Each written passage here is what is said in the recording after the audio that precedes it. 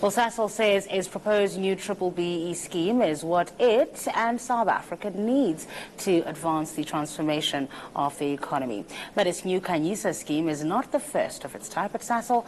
The company's first triple BE program, Inzalo, failed to pay out to more than 250,000 black South Africans who participated. To discuss that, we're joined by Bravura BLC's head of corporate finance, Soria Hay. Thank you so much, Soria, for your time today. I think let's start in the beginning with the Inzalo scheme. Why did that fail, do you think? So the Inzalo scheme was share price dependent, and Sasol's share price is obviously driven by two factors, the oil price and the rand exchange with the dollar.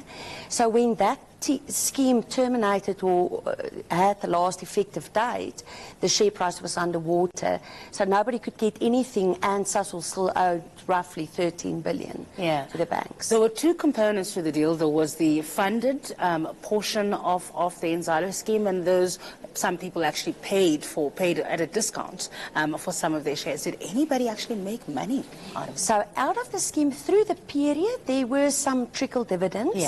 So that flowed, and that was good. But from an outcome perspective, no, the shareholders didn't retain value. Okay, so looking at their new proposal, what does it look like?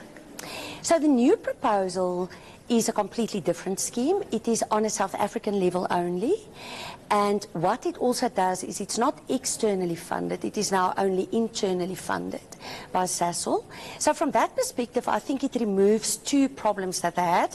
It removes the share price dependency, and it also removes the fact that it was external debt, which was not sustainable. So I think there they have done well. Okay. And then I think the third thing is the participants are mainly the same. The same participants had the right to participate again, obviously save for this issue of the employee trust, where some of the employees are now excluded. So there won't be an open call for new shareholders. This will be the same participants from the previous Inzalo scheme who then participate in Khanyisa. Correct, together. And with some members of the public. But all black-owned participants with white employees excluded going forward. All right, so let's talk a bit about the ownership structure. I do remember the Triple BE Commission raising some concerns about it, particularly in fact, on both counts, from the Sasol Foundation side, as well as the share ownership scheme for the employees. What is the actual concern with the underlying ownership structure? So Sasol said in its circular to shareholders that the Commission does not believe that the foundation or the employee share scheme qualify for ownership purposes. They didn't go into detail. They did say that they disagree with the interpretation of the ownership points, and as we all know, the shareholders have voted it through. So the whole market is sort of wondering a little bit what is going on there. We would surmise that it's really two things. The Commission have said that they don't like the fact that broad-based trusts are used to window dress or to front BE transactions. So I would guess that's the one thing. And the second one is the Commission like to see ownership with voting rights as opposed to what they call beneficiaries. So that would be the second problem, we would guess. Okay, so let's talk about the scheme itself then. As you said, they've said they've removed the external factors of the rand exchange rate and the fluctuations in the oil price. So where does the benefit then come in of it being the Sasol SA structure rather than the broader Sasol International? Okay, so any Sasol participant in the scheme too will still be influenced by the rand and the oil price.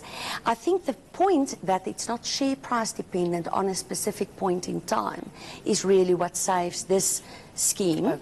And what happens at the end is it will be listed on a black exchange, and then thereafter the shares will be freely tradable between black people. So what it does is it also gives Sasol sustainable BE ownership. But it allows the participants to not have a guillotine hanging over the scheme on a specific point in time. And the lock-in period remains 10 years? There's a 10-year period. Some of the shares that they get for free, as part of the previous participation, they can trade after 3 years already. Okay. So What's your sense? Do you think that Inzalo shareholders would want to participate in this, given that they were burnt, to be honest, in the previous scheme? So most of the Inzalo shareholders have actually accepted the offer to participate, if you look at the results that Sasol published. And I would say it is definitely, from a sustainability and a value perspective, a transaction that I think that could deliver value and be sustainable, yes. All right, we'll leave it there. Thanks for your time today. Bravura BLC's Head of Corporate Finance, Soria Hay.